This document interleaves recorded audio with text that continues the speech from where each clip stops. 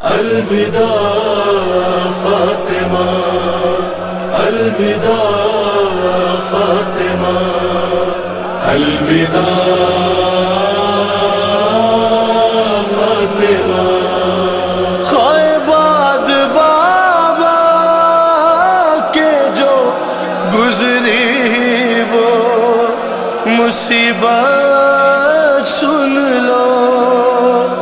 یا علی فاطمہ زہرا کی وسیع۔ شیطان الرجیم، بسم اللہ الرحمن الرحیم۔ حمد و ستائش پروردگار عالم کے لیے، درود و سلام حضرت محمد مصطفیٰ صلی اللہ علیہ وآلہ وسلم کے لیے، آپ کی پاک اولاد کے لیے، اصحاب منتجبین منتخبین اور سرکار دو جہاں کے فداکاروں کے لیے درود و سلام، دعائے سلامتی، خیر و صلاح کی خواہش امت مصطفیٰ کے لیے، تمام سنی شیعہ مسلمانوں کے لیے۔ آج آپ سے مخاطب ہونے کا جو سبب ہے وہ جناب محترم ڈاکٹر طاہر القادری صاحب کے دیے گئے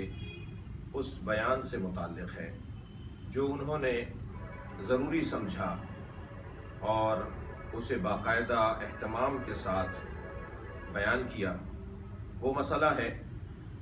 ضرب الزہرہ کا مسئلہ، قضیت و ضرب الزہرہ، قضیت و ضرب زہرہ، لطم خدہا، احراق باب زہرہ یا حد کے حرمت فاطمہ زہرہ۔ میں اس عنوان پر ان کی گئی گفتگو جو انہوں نے محترم معظم مشائخ العظام اور سامعین و ناظرین کو مخاطب کر کے ارشاد فرمائی، چاہوں گا کہ پہلے آپ اسے ملاحظہ فرمائیں اور پھر ہماری گفتگو آگے بڑھے۔ نحمدہ ونصلی ونسلم علی سیدنا و مولانا محمد رسولہ النبی الامین المکین الحنین الکریم الرؤوف الرحیم، اما بعد، بسم اللہ الرحمن الرحیم۔ محترم مشائخ اعظام، علماء کرام، معزز اساتذہ و طلباء، خواتین و حضرات اور جملہ سامعین و ناظرین، اللہ رب العزت کا شکر ہے جس کی توفیق سے ہم دفاع شان سیدنا صدیق اکبر و سیدنا فاروق اعظم رضی اللہ تعالی عنہ کے ایک سلسلہ وار موضوع پر گفتگو کر رہے ہیں، اور اب ہماری گفتگو جو سلسلہ وار جاری تھی قریب الاختتام ہے۔ آج کی نشست میں ہم جن موضوعات پر انشاءاللہ تعالی روشنی ڈالیں گے ان میں سب سے پہلے وہ واقعہ ہے جو موضوع بھی ہے اور مکذوبہ بھی ہے، ایک جھوٹا من گھڑت واقعہ ہے جو سیدنا فاروق اعظم رضی اللہ تعالی عنہ کی شان اقدس میں تنقیص کے لیے گھڑا گیا، اور اہل تشیع حضرات نے قدیم زمانے سے موضوع روایت کے طور پر اپنی کتابوں میں داخل کیا، اور وہ واقعہ ہے معاذ اللہ استغفر اللہ سیدہ کائنات حضرت فاطمۃ الزہرا رضی اللہ تعالی عنہا وسلام اللہ تعالی علیہ، آپ کے در دولت پر معاذ اللہ حملہ کیا جانا۔ یہ جھوٹ منسوب کیا جاتا ہے، بہت بڑی تہمت لگائی جاتی ہے کہ سیدنا فاروق اعظم رضی اللہ تعالیٰ عنہ، سیدنا مولا علی شیر خدا رضی اللہ تعالیٰ عنہ کو اور ان کے ساتھ دیگر کچھ افراد بنو ہاشم اور کچھ صحابہ کرام کو سیدنا صدیق اکبر رضی اللہ تعالیٰ عنہ کی بیعت پر مجبور کرنے کے لیے سیدہ کائنات کے گھر گئے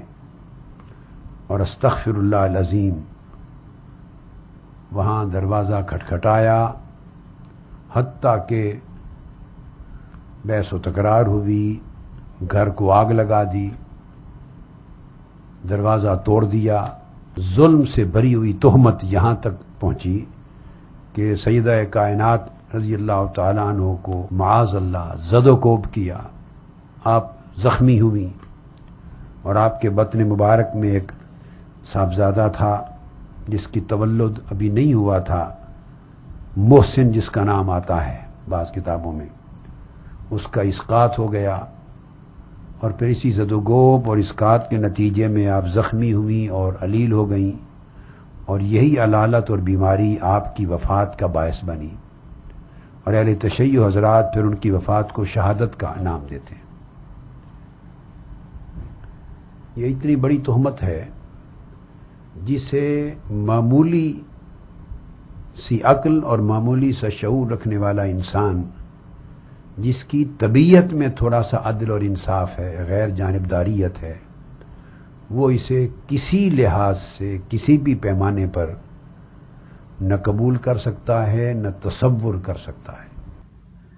آپ نے سنا ڈاکٹر صاحب نے جو دفاع کی ضرورت محسوس کی، میں چاہوں گا کہ اس پہ پہلا نقطہ آپ کی خدمت میں عرض کروں۔ یہ جو دفاع انہوں نے کیا ہے شیخین کا، اور اپنی دانست میں اپنے گمان میں جو انہوں نے ایک علمی بحث کو اس انداز سے پیش کیا ہے، ایک تاریخی ایک علمی بحث کو اس انداز سے پیش کیا ہے کہ گویا یہ شیعوں کا کوئی مسئلہ ہے۔ پہلی بات تو میں یہ کہوں گا کہ یہ مسئلہ شیعوں کا نہیں ہے، شاید ہمارے یہاں سلیم ابن قیس کی وجہ سے اس روایت کے پر قیل و قال ہوں شاید، لیکن یہ مسئلہ اہل سنت کے یہاں تو مسلم ہے، یعنی شیعوں کے ہاں یہ روایت من گھڑت بقول آپ کے جو کتابوں میں ڈالی گئی ہے، جو بھری گئی ہے، یہ من گھڑت اور مکذوب اور جعلی اور موضوع روایت جو شیعوں نے اپنی کتاب میں ڈالی ہے، میں سمجھتا ہوں کہ شیعوں نے اگر ڈالی ہے تو آپ سے منسوب اور آپ کے بزرگوں کی کتابوں سے ڈالی ہے۔ میں زیادہ بات نہیں کروں گا سوائے اس کے کہ ہمارے ہاں شاید یہ بحث مسلم نہ ہو، شاید، لیکن آپ کے ہاں تو یہ مسلم ہے، یہ واقعہ ہوا، اس واقعے کا پس منظر، اس واقعے کی تفصیل، اس واقعے کا سبب اور اس کی تجزیہ و تحریر آپ کے ہاں مسلم ہے، لہذا آپ اس کا دفاع یا اس موضوع پر بات کر رہے ہیں اور ہمیں مخاطب کر رہے ہیں، میں سمجھتا ہوں آپ کو اپنے بزرگوں کو مخاطب کرنا چاہیے، آپ کے بزرگوں نے کیا کچھ نہیں لکھا ہے، اور آپ نے یہ بحث چھیڑ کر اپنے لوگوں کو دھوکے میں اور اپنے لوگوں کو کسی خدعے میں مبتلا کیا ہے۔ یہ روایت موضوع ہے یا مکذوبہ ہے تو آپ کے بزرگوں نے ہی یہ روایت لکھی ہے۔ یہ غصہ، یہ آپ کی برہمی، یہ آپ کی جو تیزی ہے، وہ ہم پر اس کا کوئی اثر نہیں پڑتا۔ یہ مسئلہ پاکستان کا بھی نہیں ہے، پوری دنیا تشیع میں یہ مسئلہ مسلم ہے، مگر کیونکہ آپ نے اردو میں بات کی ہے تو عراق اور ایران والے آپ کو جواب نہیں دیں گے، بلکہ یہ جواب میرا بنتا تھا کہ میں آپ کو دوں۔ میں سب سے پہلے تو یہ کہوں گا کہ اہل تشیع کے ہاں اور شیعہ مکتب فکر میں یہ بحث کہاں سے آئی؟ اگر آپ اسے جھوٹ کہہ رہے ہیں، اس کو جھوٹ باندھنا کہہ رہے ہیں، تو میں آپ کو بتانا چاہوں گا کہ بقول آپ روایت مکتوبہ بزرگ علماء اہل سنت نے اپنی کتابوں میں لکھی ہیں، یہ توہین آپ شاید اپنے بزرگوں کی کر رہے ہیں۔ جہاں تک بات آپ نے اعتدال اور غیر جانبدارانہ عنوان سے کی کہ اگر کوئی معتدل بھی ہو اور غیر جانبدار بھی ہو تو ویسی بات نہیں کرے گا، تو اعتدال کا مطلب ہرگز حقائق کو چھپانا اور حق کا کتمان نہیں ہے۔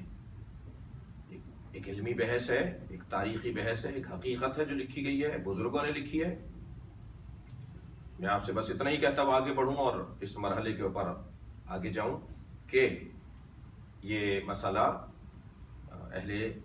سنت کا مسئلہ ہے۔ ہم نے شیخین کے بارے میں سکوت اللسان کو اپنا موقف بنایا تھا، مگر شاید آپ چاہتے ہیں کہ یہ علمی باب کھلے، تو آئیے میں برادران اہل سنت کی معتبر ترین کتابوں کا آپ کو تعارف کرواؤں اور ایک ایک کتاب کھول کھول کے آپ کو دکھاؤں کہ برادران اہل سنت کے بزرگ علماء کرام نے اس مسئلے کو کس انداز سے اپنی کتابوں میں جگہ دی ہے۔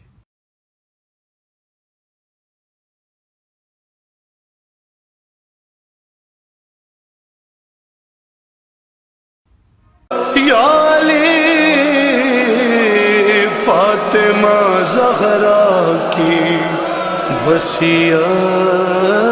سن لو، آج رخصت ہو رہی ہے تم سے زہرا یا علی، آج رخصت ہو رہی ہے تم سے زہرا